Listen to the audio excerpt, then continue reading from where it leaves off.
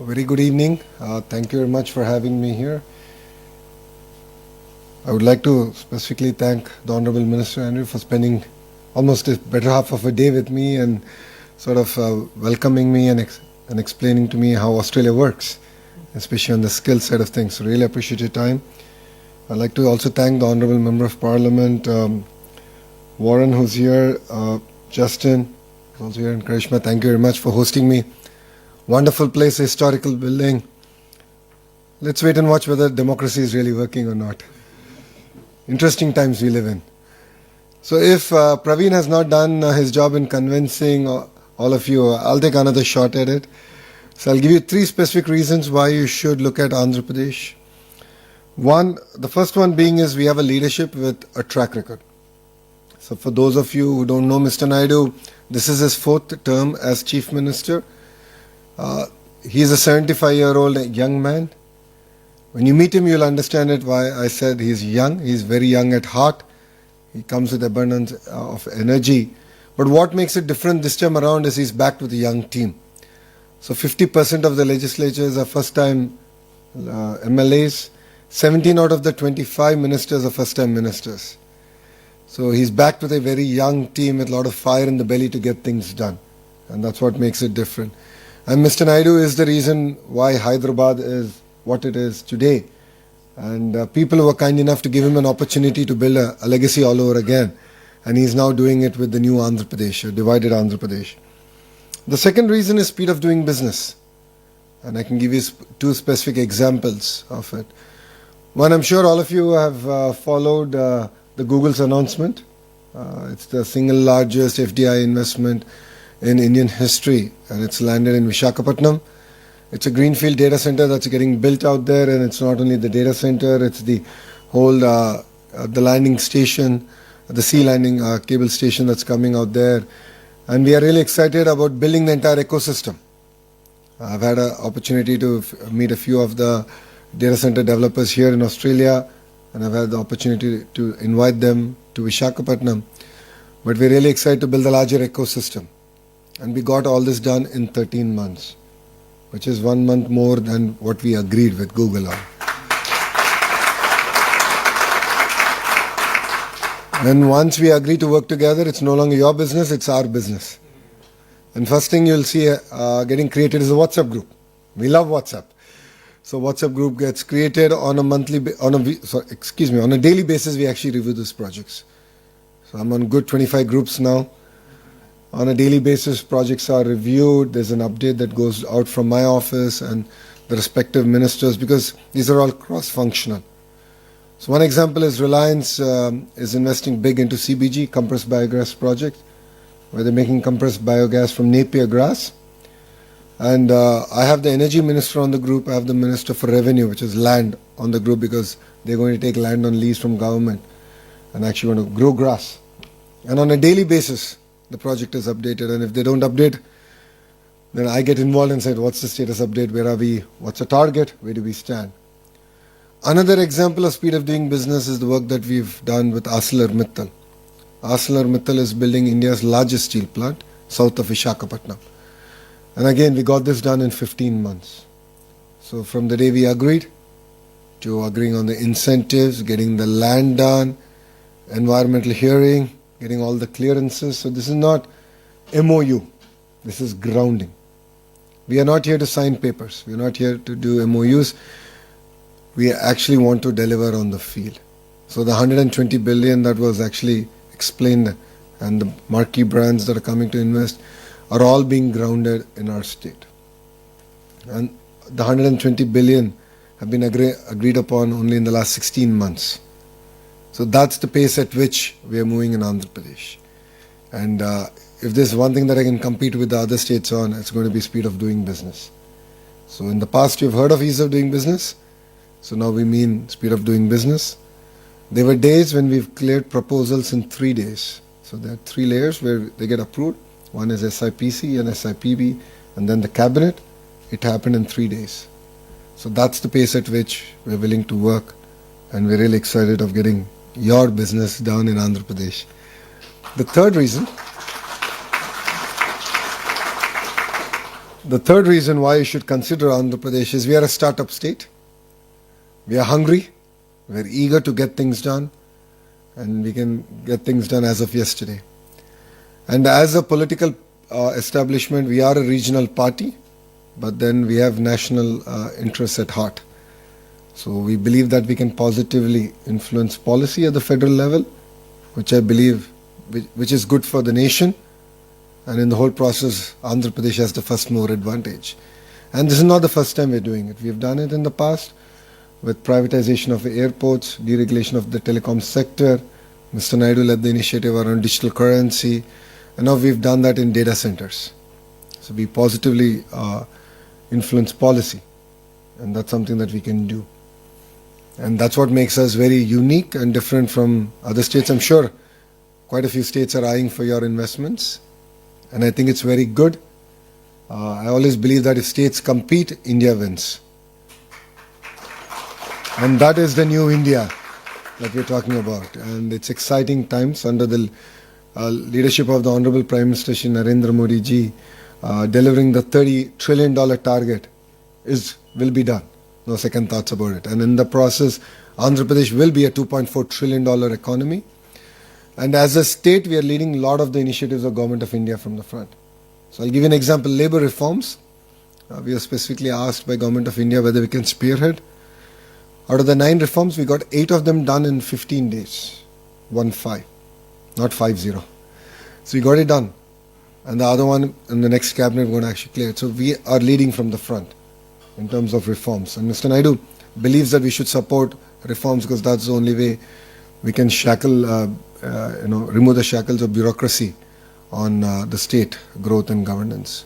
So that's what makes us very unique. I think these are 2 clear examples I've shared. And I love Visakhapatnam.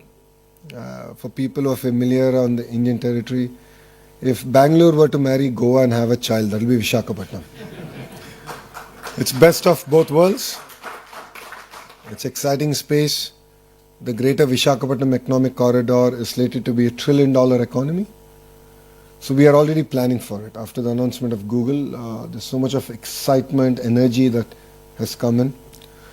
And we've already started working on the greater economic region, planning all the hard and soft infrastructure that needs to come in, because we don't want to have the same trouble that our neighbors are having today. So it requires a certain amount of visionary leadership that, of course, we already have. And it's Mr. Naidu who's leading it from the front. So I invite all of you to please come down, spend 2 days with us. I think you'll be able to understand the raw energy we have. We have amazing speakers lined up. It's an amazing conference. While the greater part is going to be about Andhra Pradesh, it's still about India. And quite a few states are also coming, and they're going to also pitch their states. And what a better platform than Visakhapatnam, where other states can also pitch. And it'll showcase, again, new India, where states compete and the nation wins. So thank you very much for your time. I thought I'll make this more a dialogue than a monologue. So I'm here to take any questions that you have. Okay? Thank you very much. Yeah, we'll give you the microphone. Oh, that's okay, I can hear. Yeah. Oh. Share the microphone.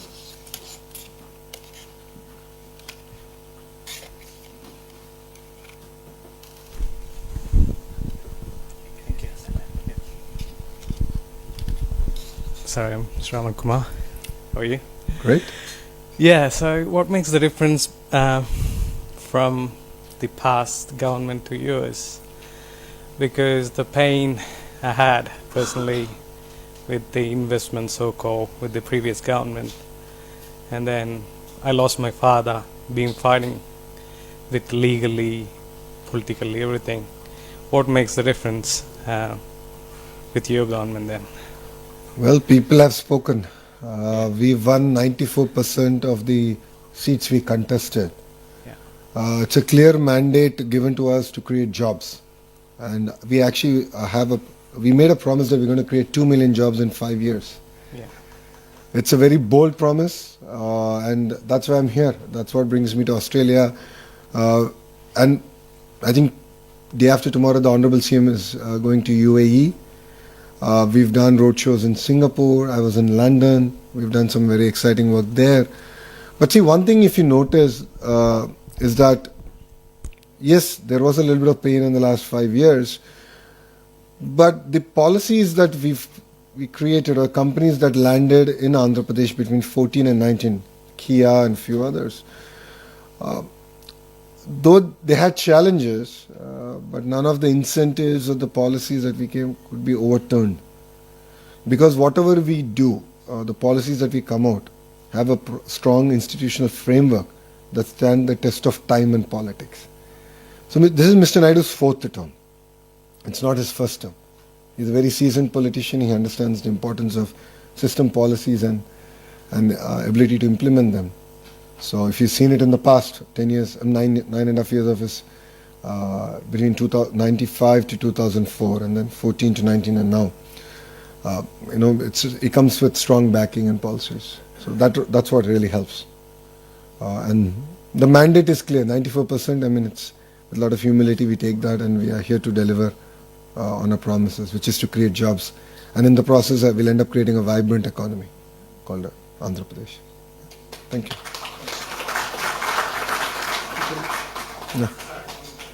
No. We'll just finish, and fifth time will come. Huh? Most of the world, India knows Chandrababu as a national leader. But for us who were born and brought up in Andhra Pradesh, we first heard the word visionary and understood its meaning when people are talking about Chandrababu. Very kind of you. Visionary activities 25 years ago, be it Hyderabad, be it getting all the government employees to do clean and green programs. I think it's just one of them. Janmabhoomi. As well as, I mean, he was being criticized a lot at that time for getting a gold plug. He still is being criticized. Okay, that's, it's visionary's job to lead from the front, while critics will criticize, yes. And that's what made Hyderabad what it is. Yep. I'm very excited, sir, that because he's back with this and the next generation. My question to you personally, sir, is how do you keep up with managing your bosses and your father's expectations? Do you think you can outperform this expectations? A good question. Oh my God. I think I'll lose my job by the time I go back to Andhra Pradesh if I answer that question. So Mr. Naidu is an impatient politician. We jokingly say that if he can carry 10 kgs, he'll give you 12. If you can carry 12, he'll give you 15. So he ups the bar, but that's what makes it really exciting. And that's why you see a lot of youngsters working for him. And he mirrors the energy and the commitment that the Honorable Prime Minister has for the nation. And there's this new term called double engine sarkar, which is double engine train government in India. It's called double engine government. That means it's the same government in the state and in the center. I say we have a double engine bullet train sarkar, which is 2 engines bullet train government. Because you have Mr. Naidu and you have the Honorable Prime Minister. They bring raw energy and passion. Both of them are 75 years old, but you don't see that age on them. But we're leading from the front, and that's what makes it very unique and exciting. I think it's very difficult to live up to the expectations of Mr. Naidu because it's a moving goalpost. The closer you get, keeps going. But it's a very rewarding experience. I've been working with him now for almost 12 years. I've joined his team in 2013, 12, 13 years now.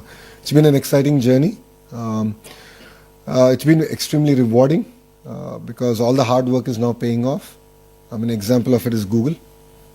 We bought Vizag from being a old steel city to now a data city of the world, and bringing Vizag on the global map in terms of data connectivity. And this is just the beginning.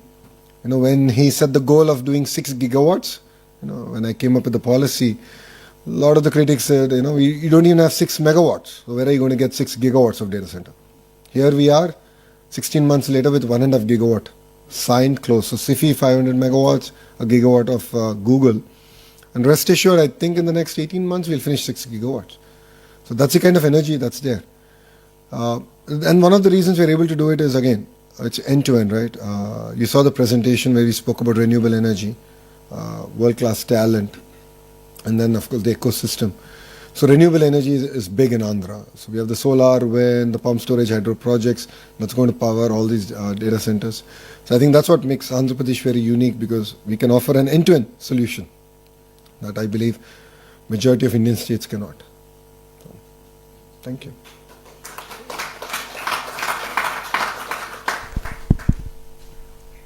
Not sure if we need the mic. Thank you. That was a lovely presentation to all of you. And thank you for addressing everybody. My name is Hemant Babbar. I'm with the IBC. Sir, firstly, congratulations on the $15 billion you've scored from Google. I hope that's just a start. You've been here for, some time now. Yeah, 2 days. 2 days is pretty good. Actually, 24 hours. 24 hours, okay. Look at the time from I landed to where I am now. So, have you rested at all? well, I hope. Where do you see, in your opinion, Australian businesses entering into Andhra Pradesh with what you've seen so far? And where do you see those opportunities aligning between the two countries? I think that's a very good question. If you look at sectors like skill development is one sector that I saw there's great opportunity. Education, again, a lot of work that we can do together.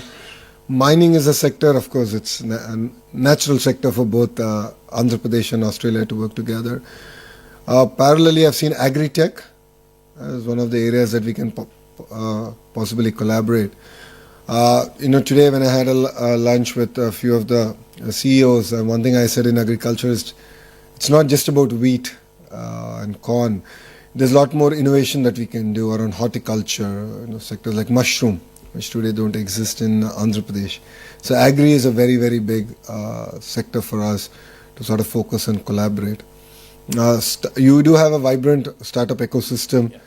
That's one thing. Through the Ratan Tata Innovation Hub, we can sort of collaborate, and India is an amazing launch pad in that sense. So these were a few of the sectors that we thought we can start working together on. Renewable energy, of course, is very something that we can build on. You have an amazing education system here around it. So sharing with the Honourable Minister here that green molecules, so taking renewable energy to green molecules is going to be very, very important for us as a state. So that's another area that we can collaborate. But I think the Economic Development Board shared opportunities around automotive, space, defense, drone, compressed biogas, aqua, quantum computing, pharma, medical devices manufacturing, steel. Now Russia is also investing big with their acquisition by Rusal of an alumina refinery in Andhra Pradesh, which is going to bring upstream and downstream industries also coming in.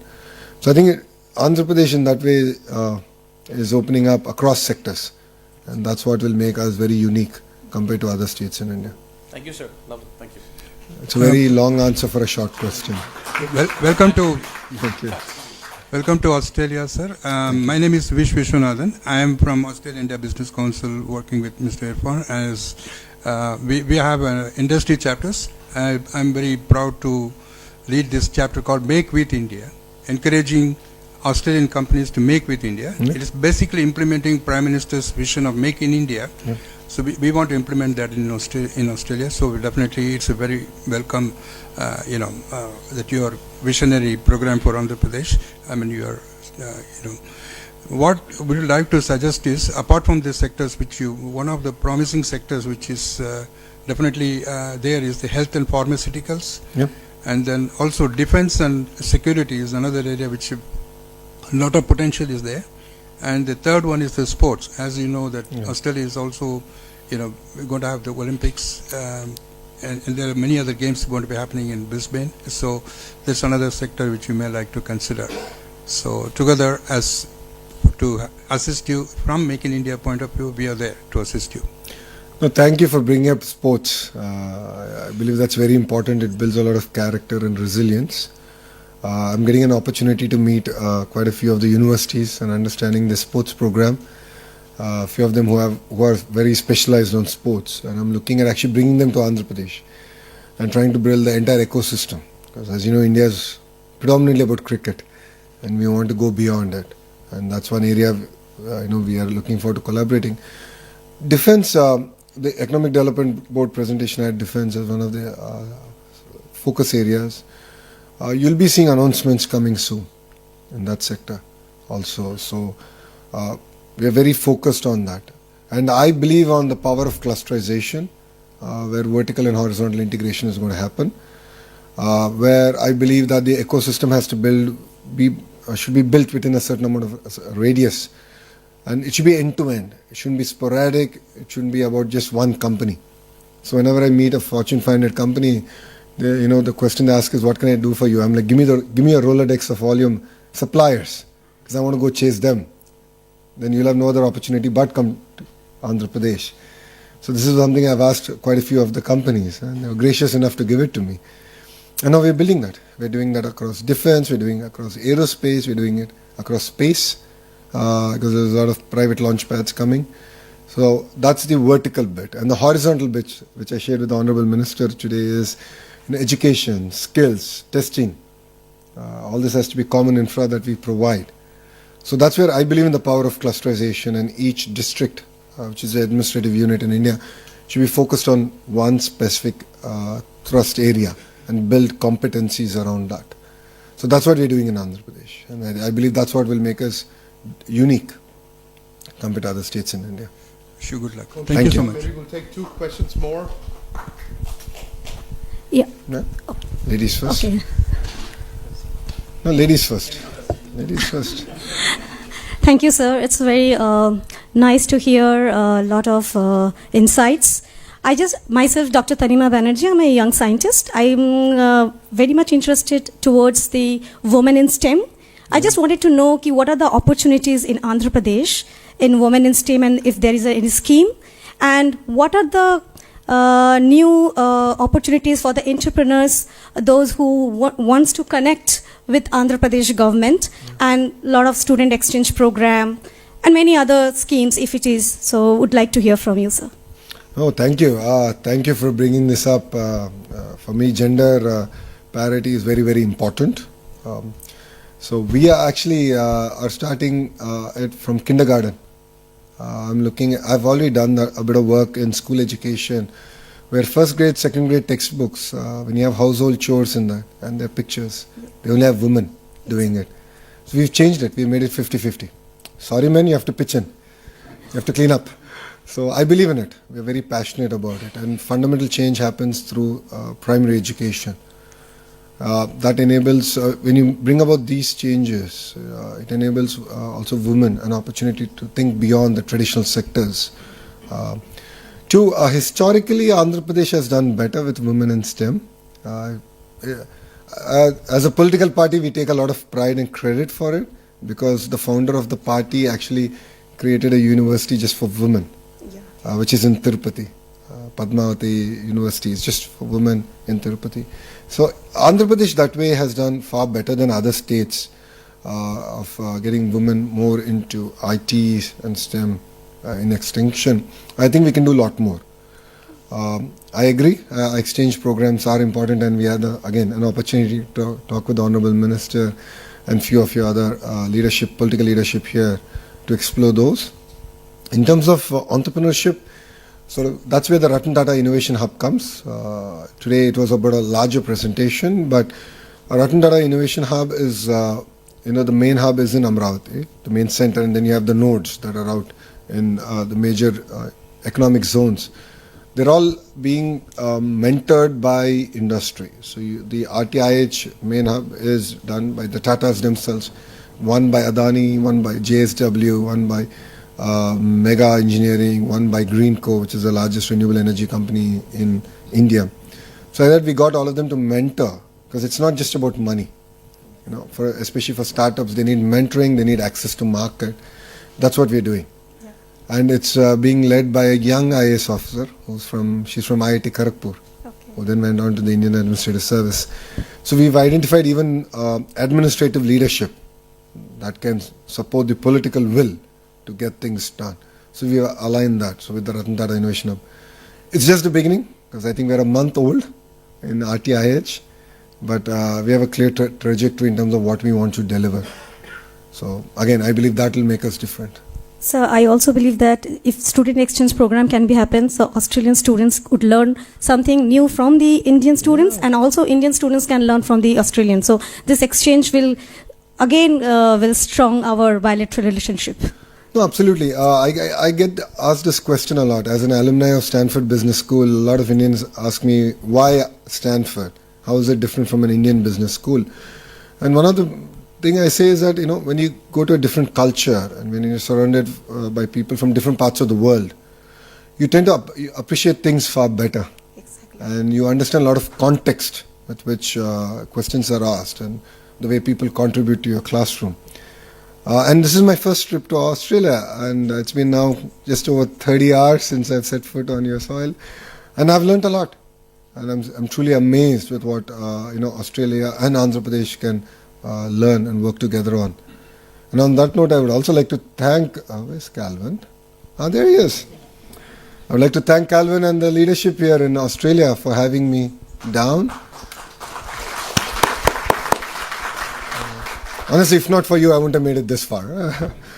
But I think, they've really curated an experience. And I was actually asking my team, does India do this? Do we have a similar program? And we should actually do it. Even at state level, we should do it, where we are able to bring in thought leaders from across the world to come and visit. I think there's a lot to offer, a lot for us to learn and a lot that we can offer to the world. So thank you. Sir. Thank you. Thank you, sir. My name is Ram Gorlamandula. I'm an illustrious alumni of Sri Satsai Institute of Higher Learning, Puttaparthi. Oh, nice. And a resident of Kadapa, but been here for the last 2 decades. Oh, wow. So I run a multifamily office practice, specifically focusing on helping Australian family offices to invest in high-growth Indian startups. Oh, nice. We have invested not in unicorns, but unicorns were created 10 years ago. So we invested in minicorns, which are now unicorns. Wow. So we hold a few of them in our portfolio today. Based on my decade-long work across these markets, there are 3 or 4 major observations that I've made. One, for example, I do a lot of work with AMTZ in Vizag. Yep. I've visited AMTZ many times and happens to be a co-alum who is currently chairing the zone there, Mr. Sharma. Yeah. So Jitendra Sharma. So I visit there quite often. Exceptional individual. Excellent. So one of the major things that I've realized is when we try to create a market access program for medical devices from AMTZ, biggest issue was regulatory approvals in Australia.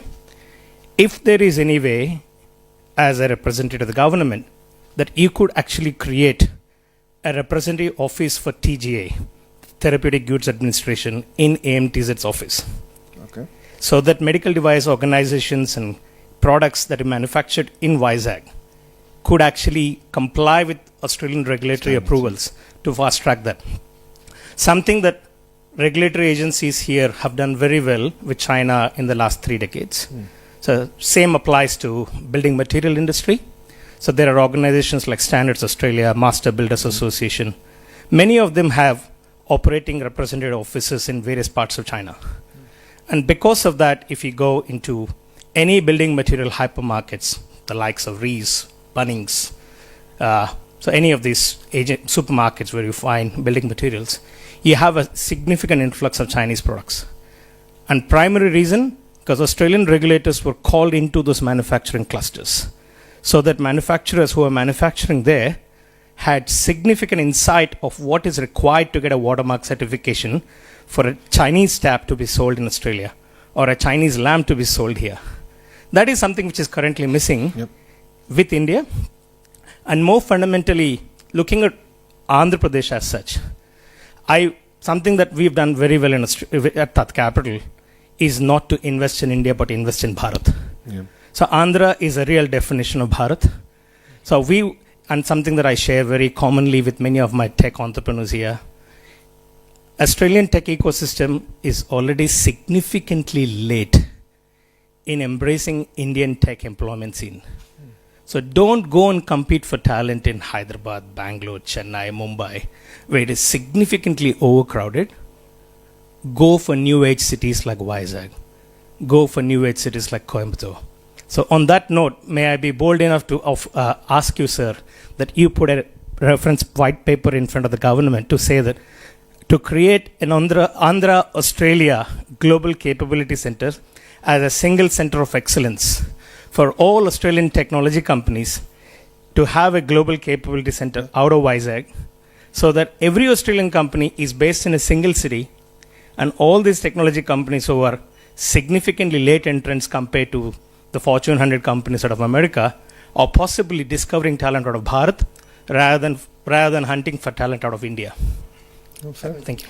I think two specific asks. One, AMT said is a great example of vertical integration and the cluster approach, right? So we got the vertical bit down. Now I have to work on the horizontal, which is the entire skills, the education, and of course testing, certification. And that's something that we take strong feedback on. The same initiative we need to do in the aqua sector and various other sectors. So I'll work with my counterparts in the Australian government, and we'll put out a paper out there, and we'll figure out this journey together. And that's something that we're going to do. Competing with other states, I think I'm doing a half decent job. I'm getting called names for doing it, but that's okay. I mean, again, I come back to the point that if states compete, India wins, Bharat wins, and that's new India. So it's competition is very good. As long as it's healthy, I think we can take the country forward.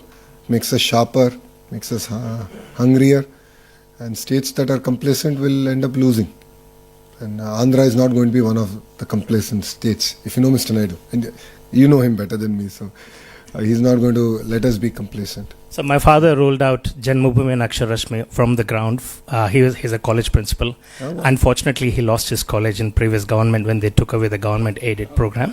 So you're a victim. Okay. So our family has been a main funder of the college for more than 45 years in the village. The aided. Yeah. So we now have a building with no teachers to teach. I understand. Yeah. That's one thing we couldn't stop. Unfortunately, I mean, policy was actually done before we actually ended up in. So thank you very much. I really appreciate all of you coming. Give a round of applause. I know it's Diwali, and thank you very much for coming here. I'm sure you have to go back, be with your families. I think we'll do it offline. I think a lot of people have to go home. And just because I'm away from my family doesn't mean I take you away from your family. So I think it's very unfair. But happy Diwali, and thank you very much for having me. To the Indian Consul General, thank you, sir, for joining us. He's been a great supporter of Andhra Pradesh. Sir was kind enough to be part of the Telugu diaspora meeting we did yesterday. And I think yesterday's event shows raw energy and passion that Australia and Andhra Pradesh can do amazing work together. So I take your feedback loud and clear. I'll take your contacts from the partnership that we're going to forge here. And I'll be in touch, and I look forward from hearing from all of you, and I look forward to hosting you in Visakhapatnam, which is Yeah, and Visakhapatnam is a product of. Thank you. So Krishna, you're coming down. That's clear, right? It's an offspring of Bangalore and Goa. I'm from Kerala, so probably a little bit of... Thank you very much. Jai Hind. If I can hold you back here, Arnaji, a small token of thanks and appreciation, a lot of respect and love from all of us here. Actually, here all my Telugu Sandhini team is here. We do the Ganesha festival every year from last 12 years. It is on behalf of Ganesha team, and wishing you all the best to remove all the hurdles and bring best out of you.